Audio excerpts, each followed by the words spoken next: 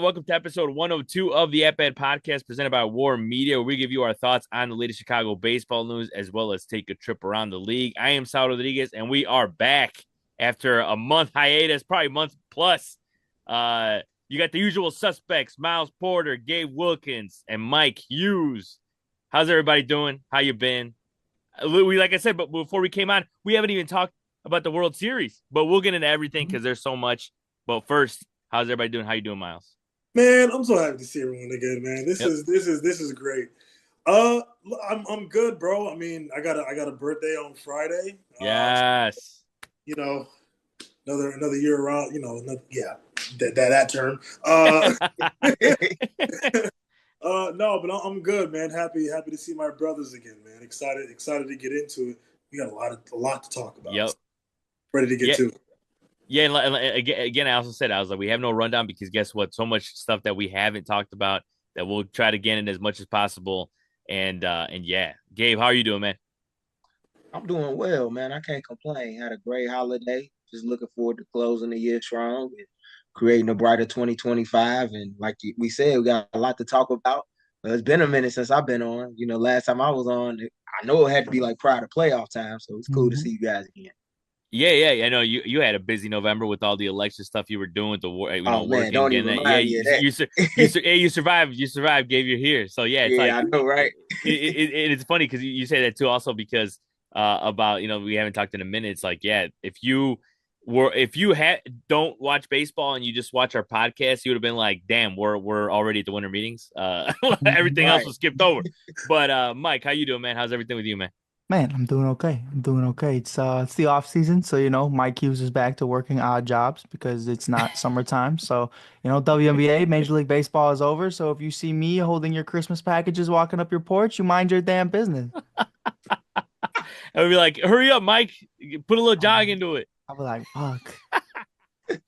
It's weird, bro. I ain't gonna lie. Like I had the summer of my life. I hung out with Shaquille O'Neal, Angel Reese, Dwayne Wade, Lil Durk before that happened, and now I'm at UPS. So hey, shout out about that life. That was my first job when I was in college. I was a driver helper during the holidays. That's what I'm doing right now. They were like, I'm very familiar with that. Yeah, it's hot ass, but it is what it is.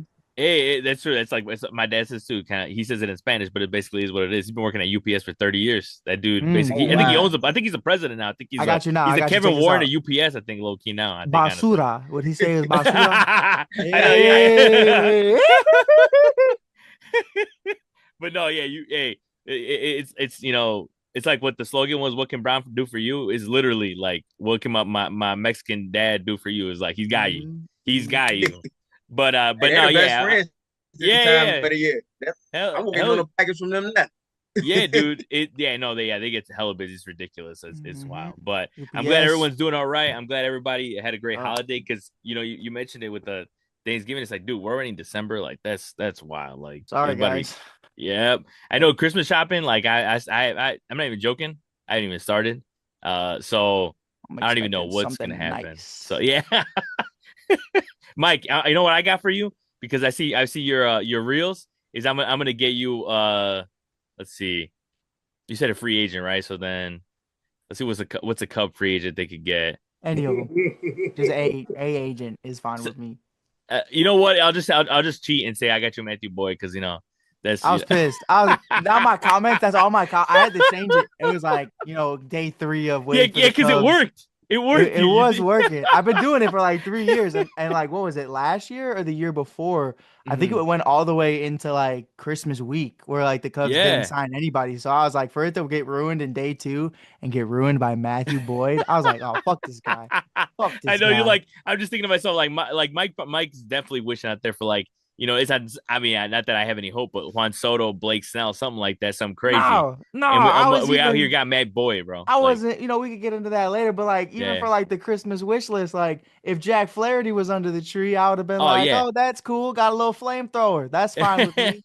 Walker Buehler, hey, that's cool. Yeah, right. Yeah, Max Fried, for real. Oh, Kelly, I don't care. I don't care. I don't. Yeah, I agree. Matthew Boyd for $30 million. Hey, Tyler Chatwood. I already have one of these. Tyler Chatwood. Oh my goodness, what a guy! Tyler Chatwood. He worked hard when he was here. Greatest Tyler Chatwood moment was when I saw him get a triple at Wrigley Field, and it wasn't even him on the mound. It was him hitting. It was when pitchers Oh, still hit, and I was like, oh "This my! guy's ass. This guy's ass." What a legend. But yeah, like I said, we haven't touched the World Series, so just let me get you guys quick thoughts on that because we talked about it on a group chat about who we thought was gonna win and all that, and Dodgers came out on top. And 4-1. That game that series could easily gone to game 6, but we all know how what happened there with that 5th inning. We'll never forget. I feel like because that was just a Yankees Yankees fumble job of all time. Honestly, that's going to be remembered for a while, at least in the modern times. But Miles, what did you think overall in the World Series, and were you at least surprised at how it all ended up at all when it comes to not necessarily who won, but just how it all came down at the very end? Honestly, no. I think the Dodgers they're just a team that's built to win a lot. The Yankees are also a team that's built pretty strong. We see that roster. We see who's leading that ship. Who was leading the ship in terms of Juan Soto? Obviously, Aaron Judge is still there, and all these other bats they got. Jazz Chisholm, who I think was a huge spark plug for the Yankees. Dude, the Dodgers are just they're Thanos. They are Thanos. Yep. They are built to win every single World Series for the next, I don't want to say the number of years. And it's literally going to take the Avengers to defeat this team. I don't know how well you can assemble a baseball team to go against this ball club with three MVPs at the top of your lineup, and then this rotation. And even with the rotation, most of these guys are injured, but they're still doing their jobs. No, I'm not surprised at all, but I loved seeing other players sort of have their moments outside of Shohei Ohtani, like Freddie Freeman, a player who I think very highly of and has gone through a lot in his career and in his life, in his personal life. So, yeah, it was a great showcase for baseball. There was a lot of eyes on this for obvious reasons. But I thought it was a great showcase of the game, and the Dodgers are going to be very hard to beat for a pretty good amount of time. Yeah, no, and then they went out. They went out there and got Blake Snell, so like that, it's just I feel like every, the last couple off seasons, just so we all just talk about the Dodgers getting people, signing players and stuff. So still, so yeah, it's rough, and then yeah, like I remember just Walker Buehler's. What's funny? I did find funny is that how much that whole Mickey Mouse championship in 2020 really weighed on them, actually. Like, how a lot of players will be like, I don't care, I don't hear the noise or whatever. You could tell it actually weighed on them. And I thought that was interesting because I feel like a lot of them were pissed and like were like, hell yeah, you can't say anything anymore, which is how it's funny. Yeah. But anyways, Gabe, what were your thoughts overall on the World Series this year? The more fundamentally sound team won. Yep. Saw the Yankees beat themselves plenty of times, and as someone that's been accustomed to watching the Yankees over the last 30 years of my life, I never saw a Yankee team in a World Series just put on an exhibition or showing like that, with fundamentals. And you hear the things that came out after the World Series from the Dodgers scouting department, and kudos to them. They put the Yankees in positions where they knew they weren't the most successful. Like if we got to take an extra bag, we'll do it because we know that these guys not hitting the cutoff man. Just simple things like that could be the difference between whether or not you win in a series or lose. And to me, the more fundamentally sound team won. I'll be honest, I was a person rather that while I had high expectations for the Dodgers, I expected them to do what they had done in playoffs past. But I think once they found a way to get past San Diego in the division series, it was something that ignited them, and they used that to propel them and carry them to a World Series championship. And it's looking like a team that is going to be a force to be reckoned with for the next decade. And they kind of look like the West Coast version of the Yankees team that I would say we grew up on. Because every year, like you said, Saul, they're getting new free agents. And I'm kind of afraid from a long-term perspective, when I look at the state of the game as to whether or not they're going to force the league to go on lockout. Because you see these contracts in the way that they're structured, you got a lot of deferred money. And if they're the only ones that's willing to spend money and nobody else is. You have this half right here in the Dodgers, and everybody else in the league is pretty much have-nots competing for second place. It's gonna take a lot to beat this team. It was unfortunate to see the showing that Aaron Judge put together, because criticism comes with that, in spite of the great year that he had. But man, that's just not the Yankees that I grew up on to watch, and that's what I thought about when I watched the series. I expected to see a competitive series, and we got that. But the fight that the Dodgers showed kind of looked like the Yankees at some points didn't even belong on the field with them. Yeah, Gabe, you said the Yankees we grew up on, but you like 47. So like which I ain't 47. Oh, whoa, Let's get that right. whoa. Right, I ain't 47. I'm 31 now. I was asking which Yankees team we were talking about. I was just curious. Don't do that. I'm sorry. I didn't know. Don't do I was that. just making sure we were in the same era, same decade. I was trying to figure out. It don't matter. I was just asking. Know the history.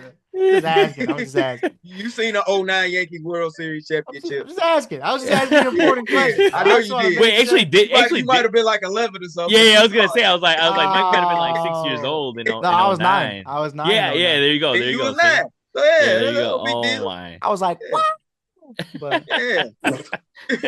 But no, Gabe, you're right though. Like, and I kind of felt like this World Series, it was almost like passing the torch in a way.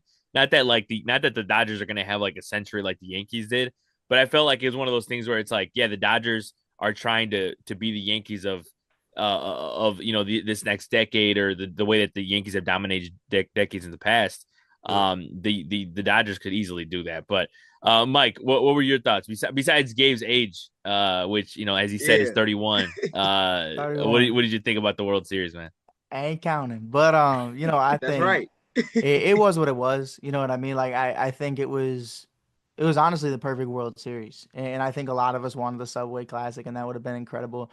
Mets versus Yankees would have been really cool. It probably, in my honest opinion, I think that would have went 7 games, and I think it would have been some of the best must-watch TV. But when you talk about forces, and we talk about, we've all sat up here time and time again. I mean, Gabe and I have countless conversations about wanting to see guys like Mike Trout in the postseason in October, at the highest level.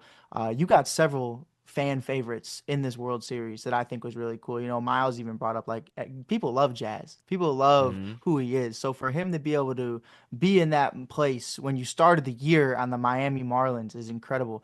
You got Riz back in the show. You got me believing that, oh my God, Game 7 of Dodgers versus Yankees is on November 2nd. They're down 3-1. Yeah. Anthony Rizzo's on the team. They're about to go on a run. Like, I'm starting to believe. Like, then you got Ohtani and Freeman and Betts and all these different guys, and Soto and Judge. It was a lot of fun to see, and I think even though there wasn't really more than 1 or 2 games out of that entire series where I said, man, that was a fun game to watch, but it definitely was cool to see those guys in the brightest moments. And to Gabe's point, like, the guy who everybody expected, the Michael Jordan of baseball, and Shohei Ohtani, actually was one of the biggest non-factors to the Dodgers. Like, the fall belongs to Freddie. Like, that's what I've been saying. And I think Freddie Freeman really just showed, like, I still am the face of a franchise. I might have gotten here, after the fact of them winning that championship in 2020, but for them to still be able to run it the way they did, and Freddie to, especially with everything he had going on in the middle of the season with his son, it is just really incredible to see him get that opportunity and for him to get that spotlight. So it was pretty cool. It's the first go around. I feel like the first championship for Ohtani, I'm like, yes, like that cements the argument. I've been saying for years he's already cleared Trout. Now they're tied in MVPs, obviously tied in World Series. But Saul, after getting Blake Snell, if this continues, I think I will begin to hate everybody on that roster. Ain't got there yet. At some point, I think you ain't got there yet. I'm not there. I'm not gonna say I hate the players, but I'm not gonna lie. Right. It was the first time I kind of wish George Steinbrenner was alive. For sure. And I always respected the boss as an owner, but I'm like, damn, like, this just ain't the Yankees I grew up with. Because I know if they did this when George was living, oh man, they'd have got like several big free agents. Mm-hmm. You know how much money George Steinbrenner be spending this winter? Aaron Judge would be on the hot seat if that motherfucker was still here. I'll tell you. That too. Well, that too. They'd have had a conversation in Tampa like he used to do with Derek Jeter and stuff like that. He'd called him to the office. Yeah, you're right. And I think, that was it's just some guys it just doesn't work in October. I don't know what Yeah. it is. Like they just can't get the job done in October, and Right. I wish we had the answers for that. But look, at the end of the day, like teams are always going to focus more on the big bets, and like sometimes it works, sometimes it doesn't. And a lot of guys like like Mookie Betts too for the longest time, just hasn't been able to hit in October, and so it's just one of those things where some guys just can't, some guys Right. can. I think it Giancarlo also, Stanton doesn't yeah, do oh nothing my the whole year. god, And oh then my god, October Stanton comes and it's like Barry Bonds. And you're like, what the right? fuck? Where did That's this why I go? tell Yankees fans, I try to tell Yankees fans, leave him alone. Mm-hmm. Just Yep. let him be healthy when the money is on the line because he will be Exactly. there. And I thought Mookie delivered some big Yeah. hits in the World Series despite struggling Mhm. early on. I thought he was great. So, I mean, they don't get there without Judge. So, me personally, I'm not gonna attack the guy. It's a No, long yeah. season, it's a marathon, and it take a lot of luck to win in any Uh, sport, but damn sure baseball. yeah, and I then just, it. I just Oh, also go ahead, want to go. say, if I was Mookie and there was a fan that was trying to rip the ball out of my glove like that, he would have got his jaw tested. He's better than me. Yeah, for sure. That was He's better mad than weird. I feel you on that That one. was Way mad better than me. weird. That was I feel you and, on that one. I would have got suspended. listen, I also my like, God. not to be bogus, I don't like to attack people personally, but like the two weirdest looking dudes I've ever seen in my life too. Like they look like they came out the slums, bro. Like they look nasty, bro. I ain't gonna lie to you. They look Weren't like they they season walked ticket out of holders a. as well? Aren't they season ticket holders, something like that? Those I guys? wasn't They quite were. sure. Yeah, They were. I think so. Yeah, I think did hear that. Yeah. He would Yeah, have that's got to the field and he yep. would have dunked out. That's crazy. I mean, you can't win that. Like you like I don't know You'll what the never hell win that that. argument. Yeah, I don't know Yeah. what that was, Do but they keep their tickets for like next year? no, well they're banned. I think I'm pretty sure they're I Forever? banned for believe the so, yeah. stadium. Yeah, they're That's what banned. the way they made it seem I based on the report I hope you saw. Yeah, hope you yeah, get the ball, bro. Like, yeah. It's crazy, and like, and also just to think, like, this was a conversation that I feel like this is a conversation we could probably have like for a whole pod, but it's like they people were talking about how like what a difference 20 years makes. You talk about Steve Bartman, what Bartman did, yeah. like, and like the way that everyone reacted to that, and now how people react to this, is crazy to me. But that's Yeah. like I said, that's yeah, that could be a whole Free thing. But Steve. yeah, literally, to this day, I think he recently, I think in the last year or so, released like a letter, still like, or something like that. I think something came out like in the last few years where he still doesn't want to be in the spotlight. So which is fine.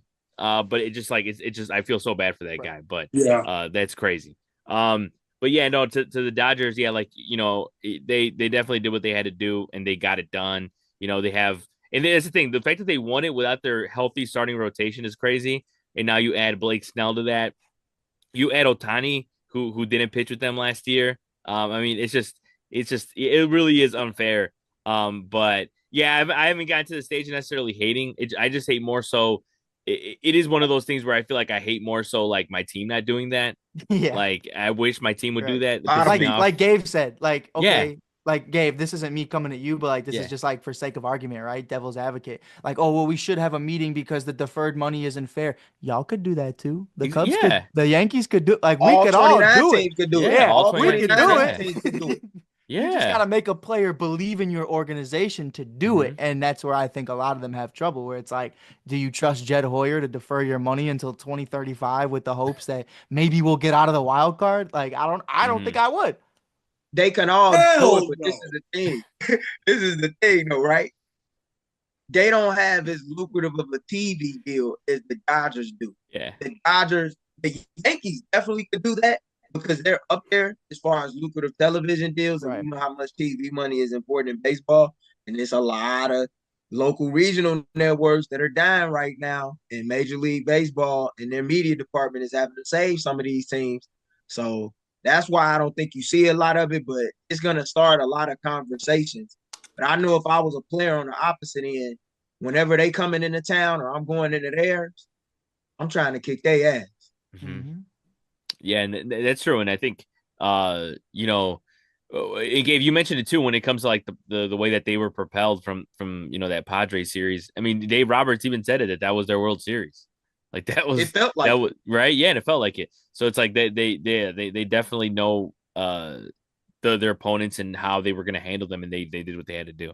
But looking out to the MVP, all the Cy Youngs, all those awards.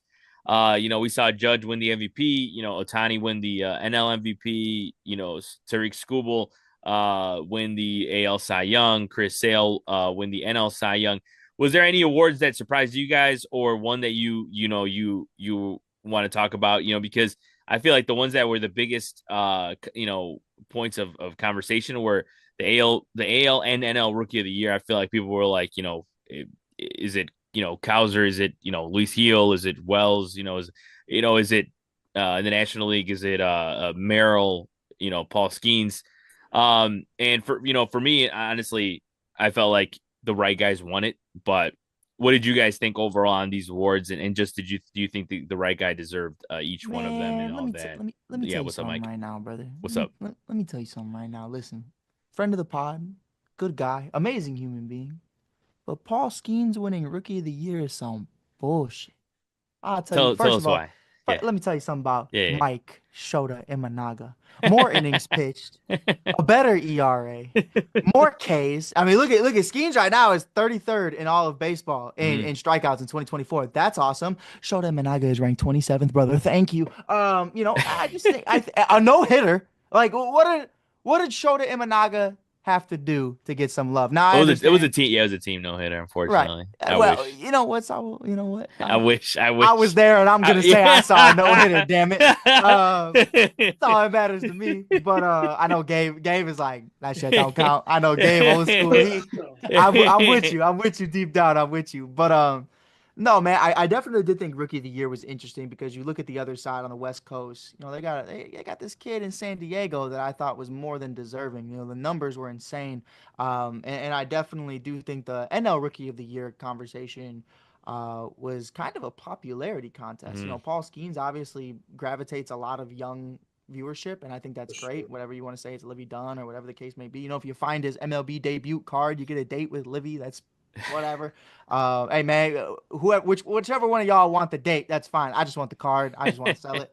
Not Um, the card, man. yeah, I'll take the card. But I think for me, it was a three-man race really, and I really thought his name is blanking me right now out of San Diego. I was just talking Oh, about him. Jackson Merrill. Jackson Yeah, Merrill. Yeah, Jackson. yeah. Jackson's Mhm. somebody that I thought was more than deserving of it. I understand Paul had a hell of a year, but he didn't come in the beginning of the year. You know what I mean? And I think Shota really did have a hell of a year as well. I think in my personal opinion, it should have went Jackson, Shota, Skeens. That's just me. I don't know if you guys feel any different, but I definitely did feel like popularity kind of played a big role into that. Yeah, no. Hey, look, with the stats and you tell me Mike deserves Rookie of the Year. I'm not gonna argue that because that's my boy too. Is like that would have been cool, I love that you but called him Mike. I love it. I'm so here for Mikey it. Managa, bro, the goat. But like it's I think it's one of those things too where I think I can't really disagree that hard with what you're saying about Jackson Merrill because that dude was as clutch as anybody and like those numbers that he had and after the seventh inning were insane and whatever. But I think if I had to guess as to why Paul Skeens won it, I would say it's just because we haven't seen something like that in maybe ever. Sure. And like the type of pitcher he is.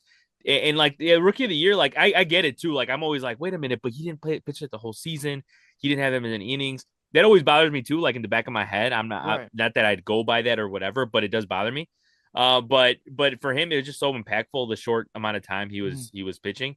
And then Jackson Merrill, like as crazy as he was and as clutch as he was, like I feel like even Mike, even though Mike's 12 years old, like he's probably seen a guy like Jackson Merrill like 5 times. Like we've seen a Yeah, rookie that good before. You know what I mean? sure. Like that's where where kind of like I was like probably I'll eliminate Jackson Merrill from my like rookie of the year if I'm Right. thinking to myself I've Two already seen two that ninety before. two though. Yeah, I've seen 292. that, seen I that. couldn't eliminate Yeah. Jackson Merrill. Yeah, Like for me, I mean, we've seen Aaron Judge. I mean, we've seen a rookie do stuff like that before. That's what I'm thinking. Like Yeah. right. that's why I thought that was my eliminator. I'm not by no means am I demeaning what Merrill did because it was a Sure. beast. But Sure. like if I had an eliminator for like who I'm gonna pick for me, it probably would be Paul Skeens because it's good. Also, Paul Skeens is good for baseball. Like when it Right. comes to that, because Yeah. you're right, and the popularity did play in a role in that, and we do want more people to watch baseball. But yeah, it is. That's why this is why I bring it up because it is such a topic of conversation. Right. But Gabe, go ahead though. If you want, you think did you think Jackson Merrill deserved it, or were you okay with the Skeens Oh, winning? I definitely think Jackson Merrill deserved it. Okay, I thought okay. they were both deserving. Uh-huh. Honestly, if it was up to me, I would have named them co-rookies of the year, in Uh-huh. my opinion. I don't think that you could have had one without the other. And I think Jackson Merrill was deserving because of the fact that through 156 games, he led all qualified major league rookies in F4 hits, extra base hits, RBIs, batting average, and slugging percentage. He tied first with Cowser among all rookies for 24 home runs. He also had like 5 game time to go ahead home runs in the ninth inning or Yep. later. He was the youngest player in the expansion era since at least 1961 to do so. He was the first rookie to ever do that. I think when you put that all together and you add the fact that he took this team that was among the middle of the pack in the NL West to vying for the NL West at one point in time with the Dodgers and into the playoffs and had them looking like a legitimate World Series contender. I don't know how you argue against that. You know, granted, Manny Machado was the leader of that team, but from June all the way up into September, Jackson Merrill was one of the biggest stories in all of baseball. And every week you saw him play, he was doing something that wowed you. Mind you, he was doing that at the plate while also learning a new position because he's a natural born shortstop, but he was playing outfield. So it just goes to show you how athletically gifted and talented that he is to make a switch like that. And I don't understand how people overlook that. I understand you want to grow the popularity of the game and stars like Paul Skeens, a guy that has a very large profile dating back to his days at LSU, and a lot of fans want to see succeed. You know, like that's a great story, but if we keeping it solely based on the game, I felt like Jackson Merrill was actually in some ways more deserving than Paul Skeens to win it. Right. But I felt like it was a way where you could have did a co-rookie of the year thing, sort of like in the NBA, like you saw 30 years ago with Jason Kidd Yeah. and Grant Hill during their rookie years. Now, I'll tell you this though. This was just my personal opinion from a minor league standpoint and just college baseball as a whole. If there wasn't a universal DH, I think I would have had a different answer because people don't realize what Paul Skeens was able to do at Air Force. I mean, that man hit dingers. That man was a monster. Over 20 home runs in a season for Paul Skeens. Like he's one of them ones. And I think for me, if you would have been able to see both sides of that, where you're like, I'm not saying the guy would have batted anything over 250. You know what I mean? But get a couple dingers in there, a little Paul swag to him. Hit the bridge. I definitely do think it would have made a bigger case because Paul can just bring so much to the table. But you're right, man. I mean, Jackson Merrill was an absolute dog. My only question that I'm trying to figure out in my mind is how do the Padres keep turning all these infielders into legitimate outfielders? Like that's my biggest question. They did it with Fernando Tatis Jr. Now they're doing it with Jackson. Like I don't know how they're getting these guys to switch because to not only to be a shortstop your whole life, but then be told you're going to go play in right field every day or left field, center field, wherever. It's like, damn, it's really hard to convince one of those type of cats to really do something like that. But don't Yeah, you no, think that's easy though when you know how to play the middle of the infield? Because I I've think it heard a lot of helps. scouts. I've heard a lot of scouts say that when they seek to evaluate players, they appreciate players with an ability to play up the middle. Mm-hmm. Because when you play shortstop, you kind of have to be like the quarterback of the defense Sure. in the infield. So like and as a kid that played little league baseball, like shortstop was my main position in the infield, but I could also play the entire outfield. So like I always felt like if you could play shortstop, you were always able to switch and play multiple positions. I mean, we've seen it with guys like Cal Ripken and Alex Rodriguez in the past. Sure, for sure. Yeah, and yeah, Mike, you're right. That's one thing that people don't talk about it enough. Like that's crazy. Like these dudes are like playing gold glove defense out there, and Positionless. yeah, but yeah, positionless is crazy. But yeah, no, Gabe, and you're right. It is at the end of the day splitting hairs, and I wouldn't be mad at that at all if they would have gotten Cole rookie of the year because Jackson Merrill was elite as a rookie, and definitely was a big part of that Padres offense throughout the whole season. But Miles, what about you? You have an opinion on the rookies of the year, or was maybe another award that came out, that stuck out to you? Because, I feel like the reason.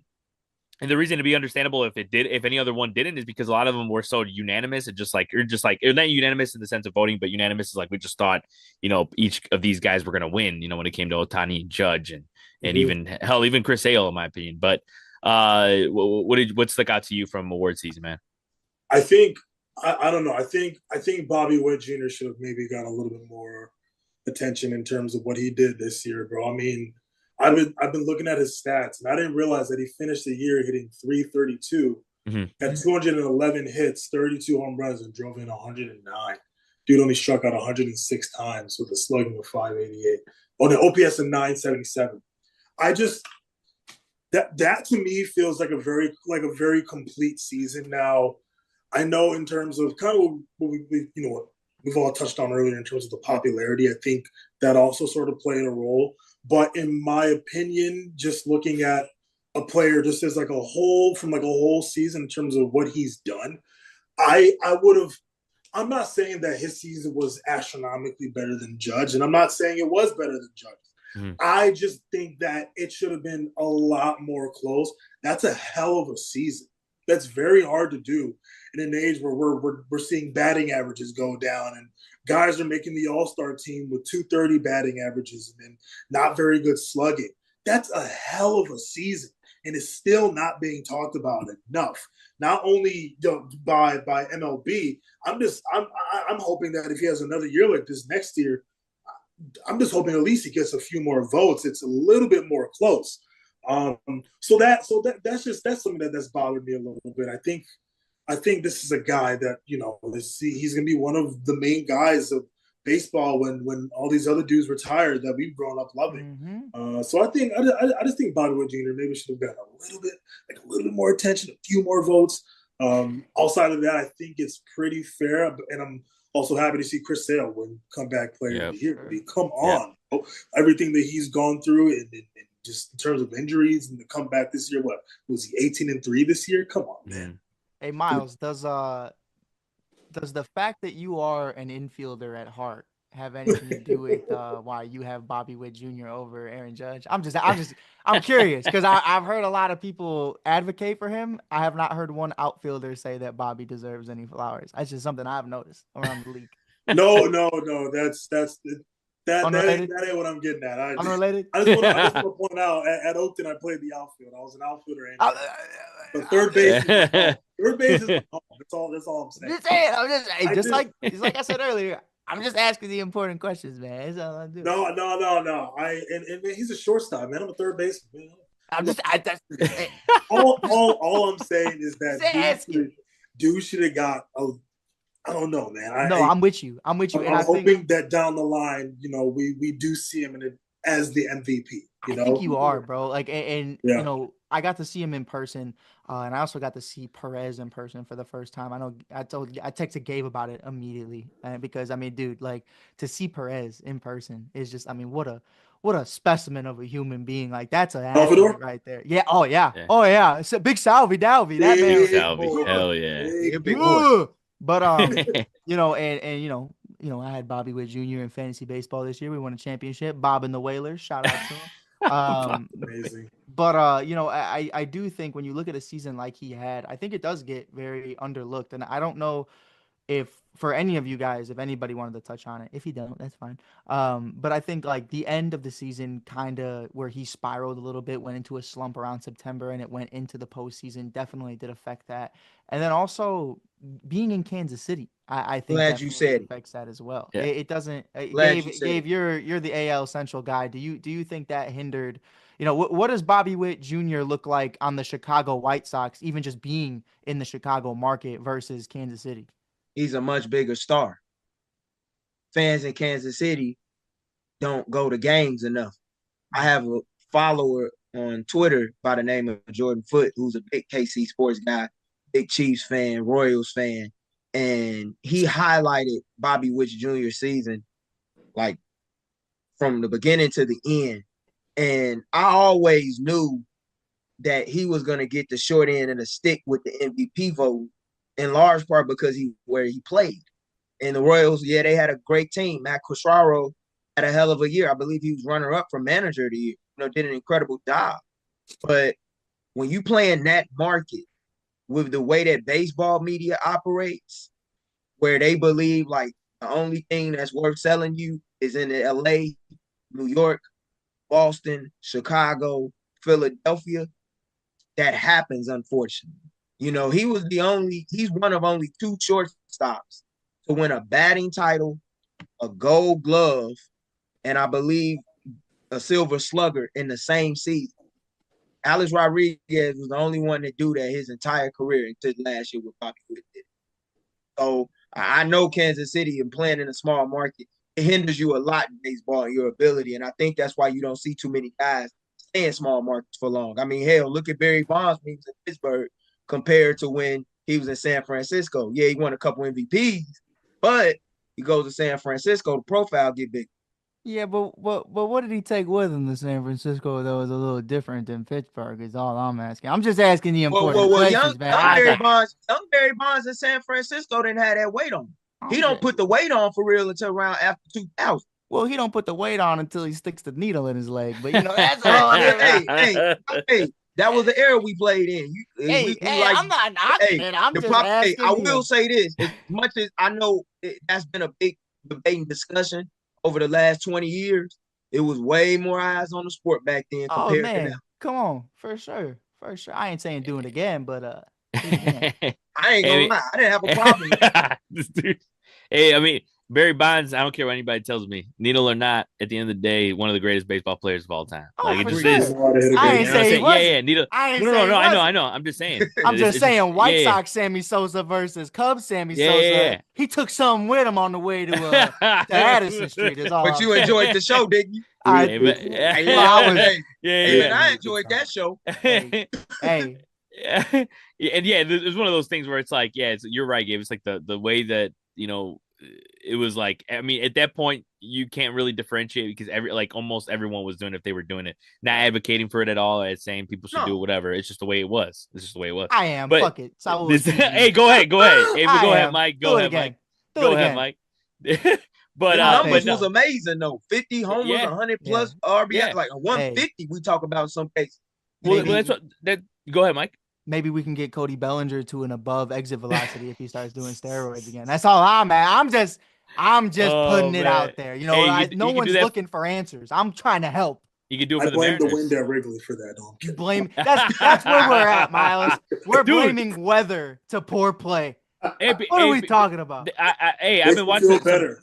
So some baseball podcasts I've been talking about how Wrigley was offense suppressant this year. And Miles and I were there a lot, and it was cold as shit every single it was just time. Cold wind, it was atrocious this year in every way when it comes to offense. But speaking of offense, you guys are talking about you mentioned him, Gabe, with Barry Bonds. We talking about Barry Bonds, and I think that's one of the reasons why it was as dominated. It was just that he dominated the voting. Did Aaron Judge was, I think, just the fact that he had a Barry Bonds like season. But I agree that I thought Bobby. I was a little surprised, but the only reason I was surprised is because in the sense of the way the voting was broken down was because I thought that Juan Soto was going to take votes away from Judge, and then that was going to open the door for Bobby Witt. But I think ultimately voters were just like, it was so, when it comes to how good of a season Judge had, nobody talked about Aaron Judge's season because Shohei Ohtani's season. Like that's one of the things that killed.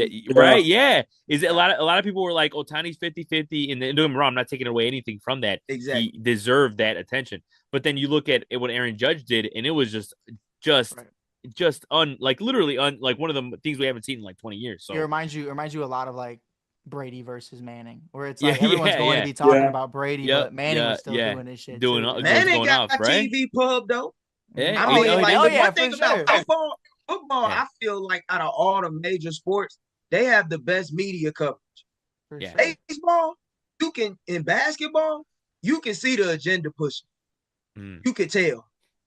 No matter what market it's coming from, it's coming. We got to put one down to lift up the other, and vice versa. So, with Aaron Judge, it didn't get talked about, but I never understood that. And I have a friend that's a big Shohei Ohtani fan, and whenever Judge was doing something, I send him something, and he would send me something, and I'm like, look, I appreciate what Shohei Ohtani does, but this is the thing, though.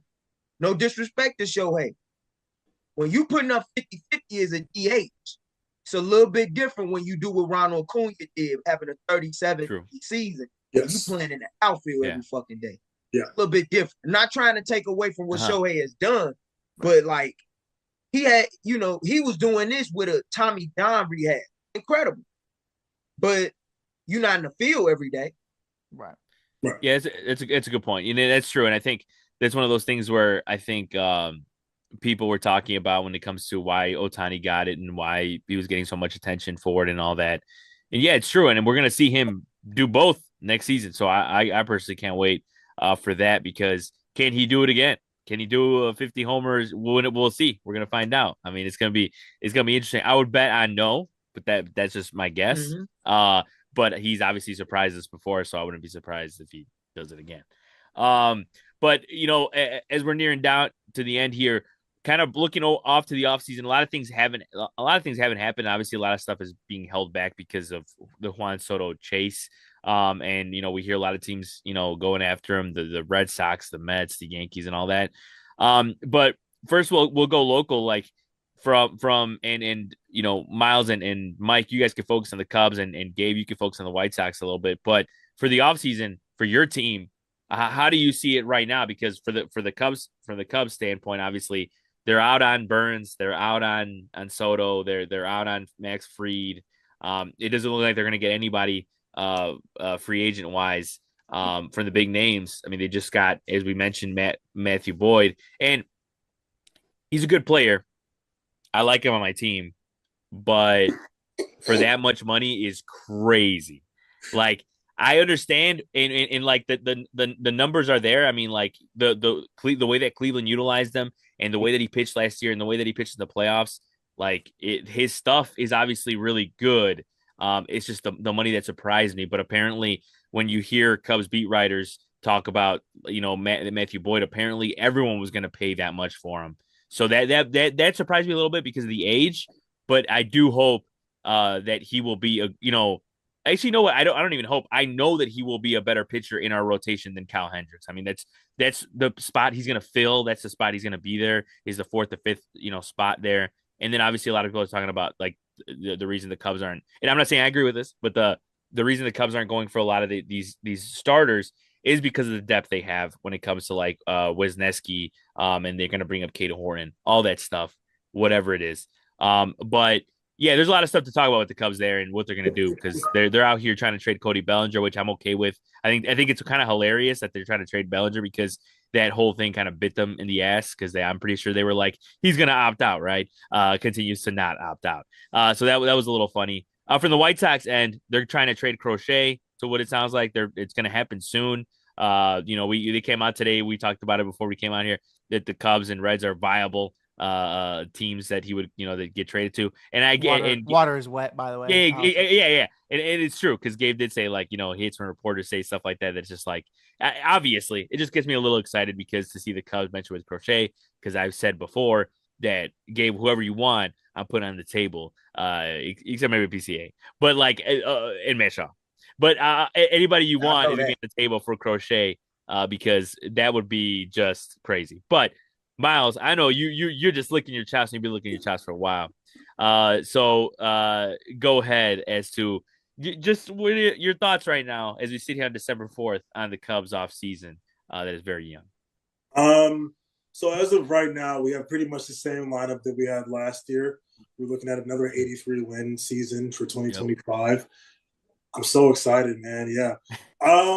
Look, here's why I've been so furious with the Cubs over the past year, is that I'm just very sick of these sort of half-assed kind of contracts, and it feels like Jed, in a sense, sort of like everything is very cost friendly with Jed. Fine, that is who you are. I cannot wait till you're no longer the GM of the Chicago Cubs. I hope you hear what I'm saying. I cannot wait till you're out of here. Just because it is nothing against him as a person. I just highly disagree with so much of what he's done.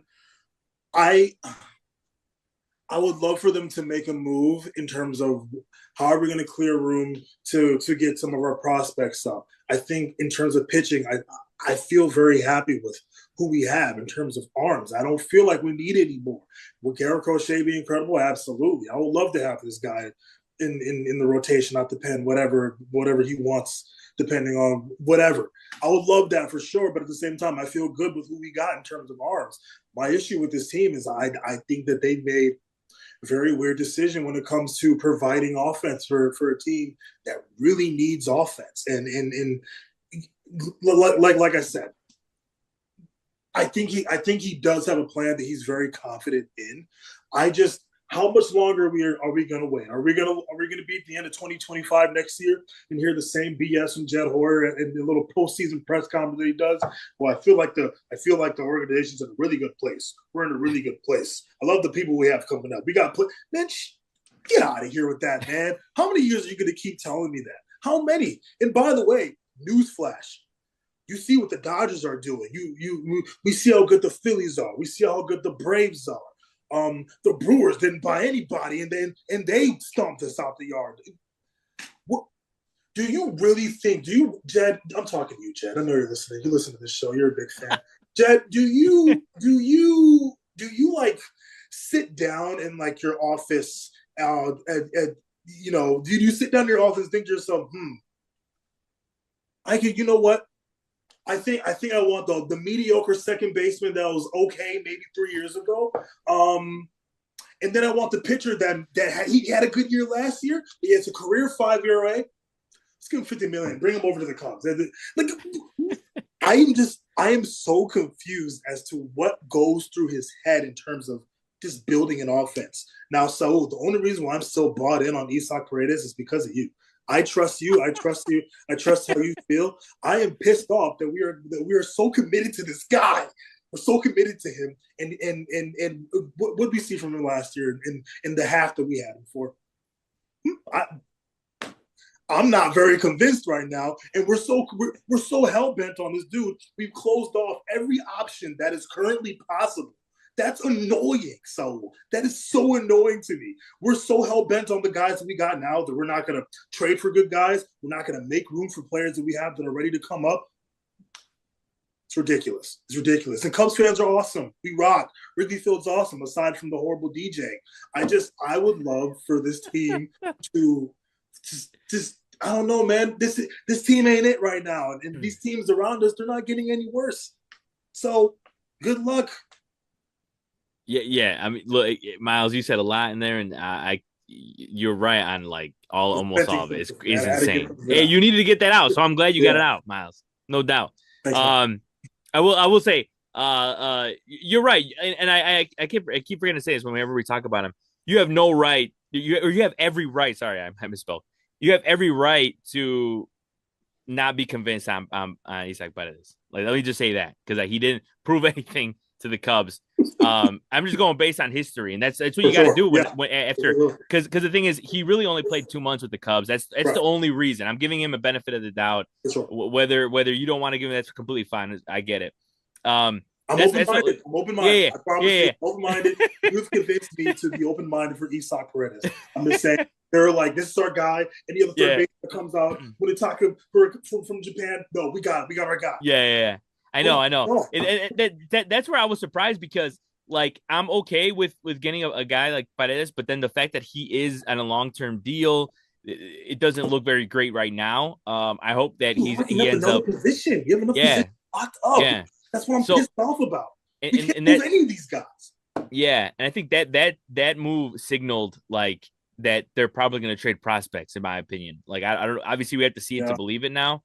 But to me, that's what it sounds like. And in the whole, like, they're trying to trade Nico Horner thing, I think that's going to happen too. I mean, they've apparently came out today that they're talking to the Mariners about it, whatever, and that's fine. And I do understand from a lot of aspects. Some people are like, don't trade him. He's so crucial to the defense. He's so crucial to saving runs. Yeah. I get it from both sides. But it's like 5 home runs a year, brother. Yeah. Like, it's be so fucking real. Like, great defensively, but I don't care. From a hitting perspective, like he is probably as bang average as it gets when it comes to a hitter, and that's not a bad thing. I understand he had a 700 OPS, like that's major league average. He's not a bad hitter, but your whole roster is guys like that. Exactly. That's the issue. Because a lot of people are like, wait, I would want a Nico Horner on my team. You're the Dodgers. Obviously, you don't want a Nico Horner on your team because he would be hitting 9th. You know what I mean? Like, it's just that's why he doesn't fit on the current team, and that's why I kind of to a certain extent I see what Miles is saying, because Isaac Paredes is not going to hit you the 30 homers, 40 homers anymore, because a lot of that had to do with where he was playing. I understand that. I do like the gap to gap that he brings. But I do understand that he's not going to hit you 40, 30, 40 home runs, which is a little frustrating because that's what the Cubs need. But yeah, it's a whole like, dude, like we'll trust me, we'll have enough time in the offseason to talk about the Cubs offseason problems. But Mike, from your end, you have any response to what Miles had to say, or you have more concerns of your own, man? But yeah, I always have more concerns. Yeah. But that's just me in general. I'm a nitpicker, man. I really am. I try to nitpick everything. But I think what you said, history's past. History's past is so important because a lot of people today are upset that the Cubs might just dump Cody Bellinger's salary because he's just making too much. We're just gonna dump it, man. You're not gonna get anything in return, and people are upset about it. But I'll answer you this: you don't necessarily have to replace Cody Bellinger in free agency. And a lot of people are going to be upset when I say that because they want something more than just a salary dump. But the reality is this: Mike Olt was the starting third baseman for the Chicago Cubs before Chris Bryant, and the Cubs didn't go out and get one of the top third basemen in free agency because they knew what they had. So when I see a Isaac Paredes and I say, okay, cool, whether it's Cam Smith, James Triantos, or Matt Shaw, I trust that one of them is going to be a cornerstone third baseman for the Chicago Cubs in the future. We don't need to go out there and get a Matt Chapman. Okay, Cody Bellinger might just be a salary dump at this point. Owen Casey, left-handed power bat, is right up the street. He's right in Des Moines, Iowa, just begging to get out of that cornfield. And I think for me, what really just gets me going is understanding that we already have some of these pieces. Now, something that does frustrate me, and when we talk about history's past and we talk about Chicago sports, is I see it becoming a business. And I saw it become a business way before I even was on this podcast. I realize,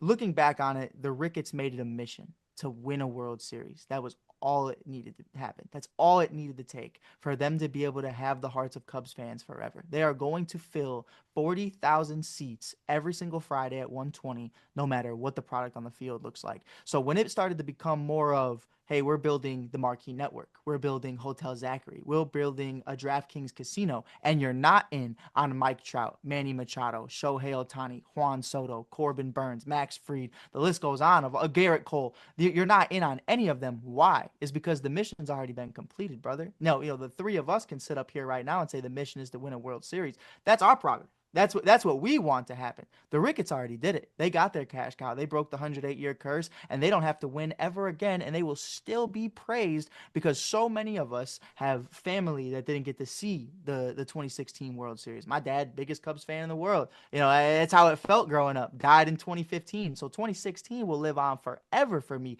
and that's just one story. So many other people have the same thing. My issue, Saul, on this long-winded thing is it doesn't feel like you care about winning baseball games. This has become a business and strictly that. Strictly Wrigley. We talk about Wrigleyville. It's now Wrigley World. I feel like I'm walking into Disneyland every time I walk in this bitch. Like, that's really how it feels. I remember when they traded a core. They traded the core in 2021. I'm working there, as facilities grounds crew. I'm just, hosing seats every day. But I'll tell you this, you could hear a pin drop in that motherfucker. It's loud every single day. You hear lawnmowers, you hear hoses, you hear power washers. You could hear a pin drop because you knew that whatever was is now gone. And everybody wants to use Jed. Jed's the guy. Jed's the issue. Fuck that. It's Tom. It's Tom and his brother and his family, everything that goes into that. It is the Rickett family that doesn't want to put this money out there. Now, Saul, I agree. We can be a little more, we can make some real moves. You know what I mean? Like, let's just trade away a shitty defender for a shitty hitter, and we call that our future of the hot corner. But I think for me, man, it all starts at the top of the top. You could look at the front office, you could look at everything else. Gabe mentioned it. I don't know if we were on air when we were talking about the Bears or that was backstage, but like you look at an all black Chicago Bears roster right now from a front office, from a coaching standpoint, that is phenomenal. But the jag-off at the top of the top still doesn't know his head from his ass when it comes to football, and that's George McCaskey. And with the Ricketts, yeah, I never doubted you. You can make some money. You can make some real coin, buying the Wrigley Field and buying the Chicago Cubs. But at the end of the day, what do you know about winning? Like, you can put the right pieces together. You can bring in a Theo Epstein. But if you don't allow Theo Epstein and Joe Madden to do what they need to do, I mean, I talked to Miles about this on the Shy Kid pod. How differently would we have looked at the core of Rizzo, Bryan, and Baez if Bryce Harper would have gotten signed to the Cubs? You know, like what would that have looked like in one of our final playoff pushes in 2020 or in 2018? You know what I mean? And like that's something for me where it's like the core is great. You're gonna have Owen Casey, James Triantos, Matt Shaw, all these guys, PCA. You know, it's cool, but we're not competing with the Cubs anymore. We are the Dodger standard is now what is Major League Baseball, and to me, we're never going to catch up with that because they said, "Fuck it, we'll take 3 MVPs and we don't even need them because we won a World Series without Otani, but we'll still give him 700 mil." Mm-hmm. Oh, his homeboy?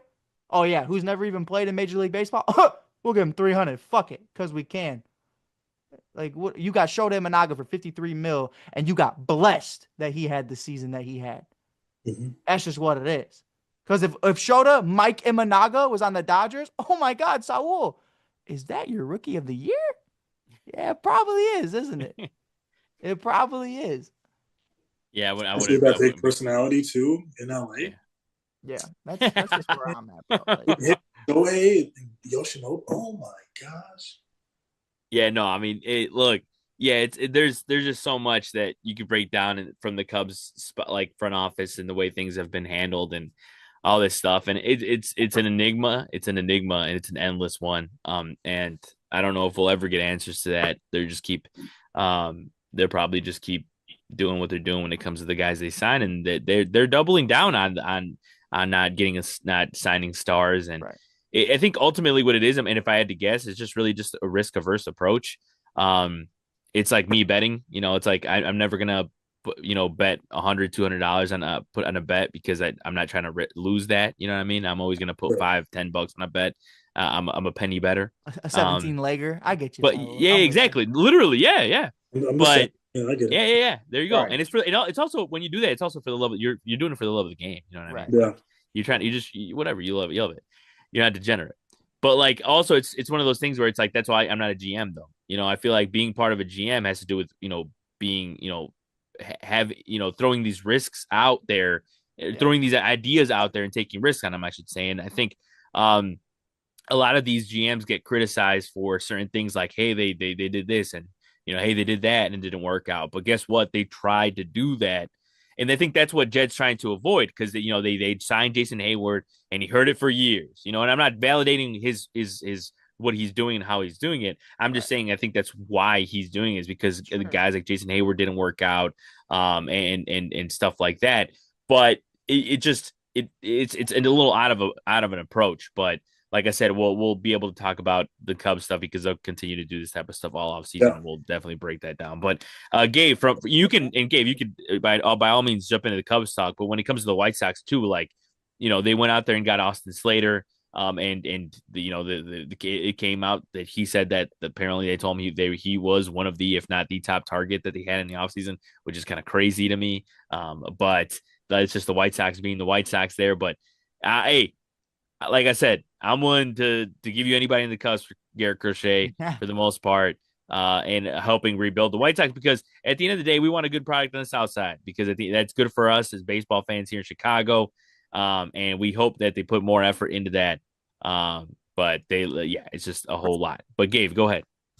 I don't think after the year that the White Sox had last season, I don't think they have much of a choice but to put effort into building up a product that's at least watchable from the offensive side.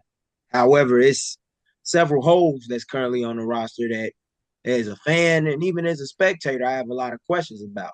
One, who's my right fielder on opening day? Two, who's my second baseman on opening day? Three, who's my third baseman on opening day? And even four, who's my first baseman? They tendered Andrew Vaughn and gave him a deal, and that's okay, but is he a first baseman or is he my DH? I know that they're not gonna break the bank, and I don't expect them to. I actually expect them to cut payroll. But the thing is, if you're gonna cut payroll, what you still gotta make some signings to improve this offense. And if you trade Garrett Crochet, a guy that I know is done a great job or did an excellent job really of holding his own on a team that set records for records that you don't want to set. you got to think about who you're going to get to replace him to take a boatload of the innings in the rotation, because this is going to be a very young starting rotation. You talk about guys like Drew Thorpe, Iro Iriarte, potentially Kai Bush, Sean Burke being a part of this rotation. Like, you got to get a veteran on. Will you be open to a reunion with Jose Quintana? It remains to be seen. I mean, that's a guy that you can get for a couple of years. You can seek to flip him at the deadline for more prospects. I'm curious to see which team is going to put the best offer out on the table for Garrett Crochet. And I hope that Chris Getz is very calculated with how he moves, because he doesn't have to trade. You know, that's the thing that I want people to keep in mind. Do I believe he will be traded? Yes. Does he have to be traded by the winter meetings? No, because you still got, like, everybody talks about the Juan Soto sweepstakes, but I've yet to hear Corbin Burns' name get mentioned yet in this episode. That's a guy that a lot of teams are covering. Only one can get him. The ones that don't, they might be seeking to call you within the next couple of months or a couple of weeks whenever he signs, saying, hey, what is it that you would like to have? Because we're interested in Garrett Crochet. And we know why they're really interested in Garrett Crochet, not because of just his talent and ability that he showed in less than 150 innings of work and earning comeback player of the year honors. They're interested in him because he's cheap in the way his contract is structured. And they know that once they get him in place, they can lock him up to an extension, and they don't have to pay him any more than maybe 100 to 110 million dollars. That's really what this is all about. So I'm just curious to see which young guys emerge over the course of the next several months when spring training opens up, and what pieces that they bring back. When I look at Austin Slater, he's a utility player. I look at him more so as like the Gavin Sheets replacement, who they non-tendered. He's a guy that you might put in against left-handed pitchers because he is well against lefties. But I'm just curious to see what the vision is. I'm more intrigued by the hiring of Will Venable right now, what he could bring, considering that he learned from two managers that happened to win World Series championships, one of which he won a World Series championship beside in Texas with Bruce Bochy. I'm interested to see what approach Ryan Fuller seeks to provide hitters with as the new director of hitting for the White Sox. You know, I like that the front office is being shaped up in a way where you're approaching both sides of the ball. We saw what Brian Bannister did with the pitching staff last year in the minors. You know, Birmingham winning the Southern League title and all of that. But as far as like with free agency, I'm very curious to see what direction they go. I have a lot of opinions. I won't get into it in regards to guys that I think they should target on short-term deals. Yeah. But will they do it? Yeah. I don't know. But, you know, you really have no place to go but up when you consider the year that the White Sox had. As far as the Cubs, you know, I keep telling people this. You don't have to spend on a level that the Los Angeles Dodgers do, but you do need to spend money, especially when you're printing money, like Mike's alluding to, with everything they built up there in Wrigleyville, which is really like a college campus at this point.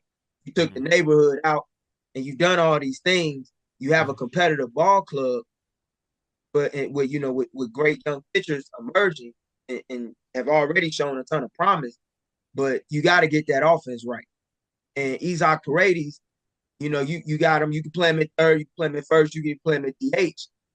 If I'm them, I'm looking for guys that provide me not only with positional versatility, but guys that can hit, you know, and when I say hit, I'm talking more so about power more than anything, because that's something that they lack. And that's something that both teams in Chicago lack right now. And that's why the product isn't always the most appeasing to watch if you're a fan or you're a season ticket holder like Miles is with the Cubs and I've been with the White Sox, because we didn't grow up with that. Yeah. Yeah, and I think, you hit the nail on the head with both the Cubs and the White Sox. I mean, them, and that's my mistake. I mentioned Will Venable being hired. I mean, that's one of the bigger news topics of the offseason, because I feel like he was one of the, if not the most sought after guy in the manager pool from the young side, like the younger guys that they're kind of trying to get a shot. And I think it's a perfect fit for the White Sox. I think it's a guy who definitely, you could tell, likes both analytics and, you know, likes the feel of the game and likes to, you know, talk about it, and he's not shy about it whatsoever. And I mean, the way the guys that he's learned from, I feel like have influenced him so much to the point where I think he's going to be a great manager for the White Sox. And I'm hopeful to see what he does do there. You guys want to say? Gabe? Have you all noticed how Chris Getz is bringing in the sons of a lot of former major leaguers that help round out not only just his front office staff, but his managerial staff? First, he started with Josh Barfield, who's the son of Jesse Barfield, his assistant GM. Then he went out and got Brian Bannister, who happens to be the son of Floyd Bannister. Floyd Bannister was on the 83 White Sox team as a starting pitcher. Then he brings in Will Venable, son of Max Venable, who's a former outfielder for the Angels. I'm starting to see a trend with the way he's going about his business. And he's bringing guys that's been accustomed to this baseball life into his front office staff and his coaching staff. And I'm curious to see if that's going to pay a ton of dividends. And it's kind of eerily similar to what Chris Young, who the Rangers GM, what he's done with the way he's built things out in Texas. I think it's So intelligent. I do like that. Yeah. Yeah, I mean, some people might look at it and see nepotism. I think I look at it and I kind of see you're bringing in guys who live and breathe baseball. You know, their dads did not want them to be anything else for the most part. And if they say they did, they're lying. But, you know, I definitely do agree with you, man. And, you know, to kind of piggyback off what you said earlier, I know Saul was probably like, I gotta go. But, like, No, you're good. You're good. Too long.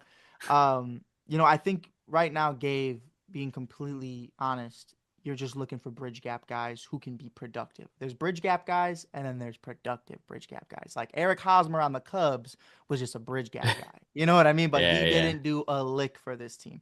I think for me, Paul Goldschmidt is a name that I think the Chicago White Sox should definitely try to flirt with. I know the Yankees are definitely going to be in play in other organizations. Maybe the Mets if they lose on Alonso. Who knows?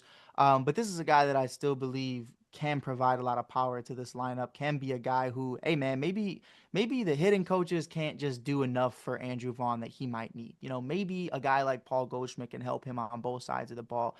Being someone who, to me, is a future Hall of Famer, somebody who can be that guy for him, to kind of just be a mentor. You're also waiting for guys like Tim Elko to come up. So I think there's definitely a lot of guys you could potentially just plug in there, you know, and you know, maybe you end up with Owen Casey in right field. You know, you never really know what the winds are gonna call for you. But you know, I definitely think a lot of bridge gap guys that are better than Nicky Lopez from Naperville is definitely the answer this offseason. So that's where I think they go in the direction of.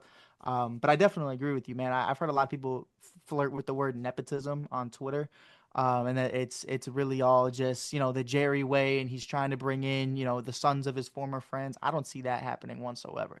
And I also don't think any former Chicago White Sox players are friends with Jerry for the most part. I don't think they necessarily like Jerry. No, I'll play. I gave up play. But Some do, some do, some don't. do. No, some do, some don't. The ones that don't, if you ever been around the White Sox organization, you ask questions as why is so and so not around. That's probably why they're not around, because they don't get along. No, for it's, sure. it's a Hall of Famer I know who I won't name on the pod, but I tell you guys behind the scenes that I know isn't fond of him.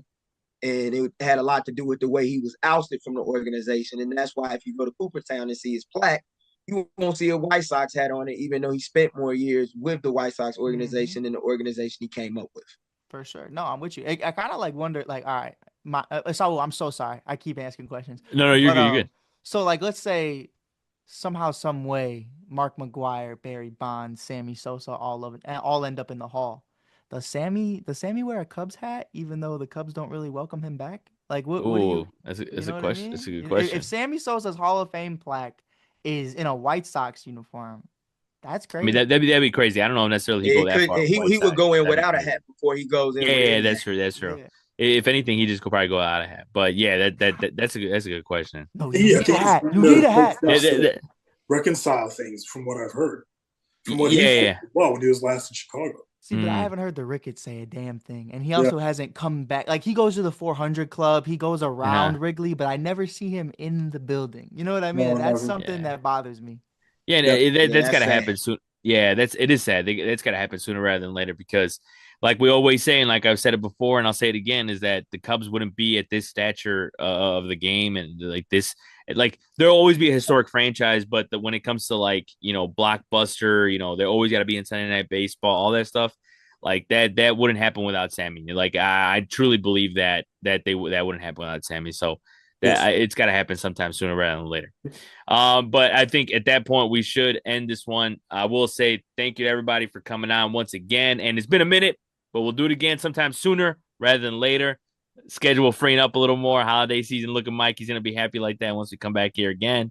And hopefully he's smiling like that because the Cubs, get Roki Sasaki or something like that. Fuck Because no. that is the I know Matthew Boyd, and you be happy with it. I know, yeah, seriously. Hey, Roki Sasaki cost $7 million like the White Sox. No, I mean, we don't true. have $7 million. No, we couldn't even non-tenure Kyle Schwarber for $9. Too expensive. Too expensive. You take Matthew Boyd and you say thank you. What's that thing the kids are doing with the cops? Good boy. Damn. We got burgers at home. We don't need burgers from the nice We got burgers at home. I'll make it myself. We have injured AAA guys. We'll be fine. Miles Mastrobuoni is the future. We don't need Mike Tuckman. Bring back Miles. Why are you hating on your fellow Miles, man? Come on, man. Come on. Hey. No, yeah, it's true. It's true. Fellow Italian. He's a great guy. I don't want to see him take the field again. And with that, Miles Mastrobuoni baking, we'll end it there. But I want to thank everybody for watching. Thanks, War Media, as well as Sports on Chicago. Check out all our stuff with War Media, as well as stuff on Sports on Chicago, like the Bears Den. We'll get into all the Bears stuff, Thomas Brown, all that stuff soon enough here with Sean Sierra and Joe Tanksley. I want to thank, as always, Miles Porter for joining me, Mike Hughes, Gabriel Wilkins, for everybody here on the At Bat Podcast. Have a great one, and we'll see you next time.